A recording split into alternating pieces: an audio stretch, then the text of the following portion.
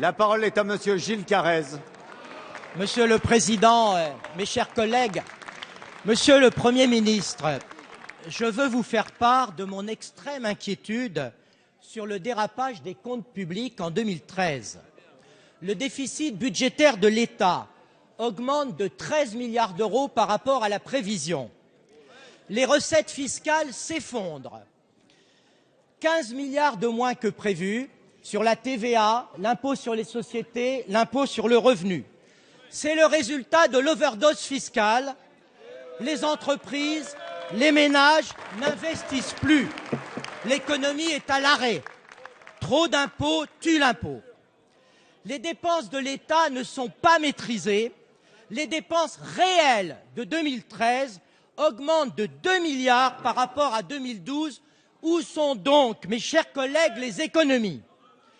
Avec des résultats de 2013 aussi accablants, peut-on encore croire dans les promesses du président de la République de baisser de 30 milliards d'euros les charges des entreprises et dans celles du ministre du Budget de baisser les impôts des ménages? Je rappelle qu'en 2014, les impôts des ménages progressent de 12 milliards d'euros. La France est dans l'incapacité de tenir ses engagements de réduction du déficit public. Il devait être de 3% en 2013, il sera probablement de 4,3%.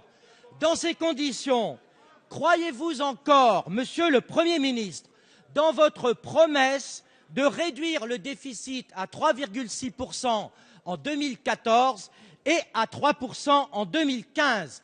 Allez-vous maîtriser l'endettement croissant de notre pays? Et ne me répondez pas en parlant du passé ou de l'héritage. Entre le 1er janvier et le 31 décembre 2013, c'est vous, le gouvernement, votre majorité, qui avez été les seuls responsables de la dégradation des comptes publics. La parole est à Monsieur Pierre Moscovici, ministre de l'économie et des finances.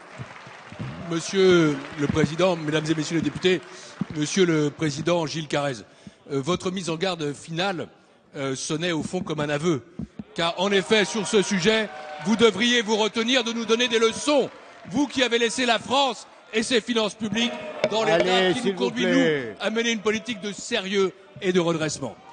Par ailleurs, vous avez présenté un tableau tout à fait catastrophiste qui ne correspond pas à la réalité. La réalité, c'est que nous tenons la dépense publique et même que, comme vous le savez, l'exécution budgétaire pour 2013 est inférieure de 3 milliards d'euros à ce qui a été voté en LFI. La réalité, c'est que sur 2012 et 2013, la dépense publique progresse de 0,5 milliard d'euros, alors qu'elle a progressé de 5,5 milliards pendant que vous étiez aux responsabilités. Là encore, vous devriez vous garder de toute forme de leçons. J'ajoute, et c'est quelque chose qui est tout à fait important pour nous, que l'évolution des recettes est contrastée, car d'un côté, nous avons laissé jouer les stabilisateurs automatiques parce que nous voulions soutenir la croissance, mais de l'autre, et vous pourriez le souligner, la TVA, elle, a un rendement qui est positif. Et donc, tout ça me fait dire, ici, que les engagements pris devant la Commission européenne et nos partenaires de réduire les déficits jusqu'à une trajectoire qui nous mène en deçà de 3% en 2015 seront tenus. Et cela, Monsieur Gilles Carrez, ça contraste avec tout ce que vous avez fait pendant les années auxquelles vous avez été aux responsabilités. Vous avez fait en sorte que ce pays, un ex-premier ministre disait, est presque en faillite, voit sa situation dégradée. Nous le redressons et nous tiendrons ces engagements avec vigueur, avec sérieux et avec force. Merci, Monsieur le ministre.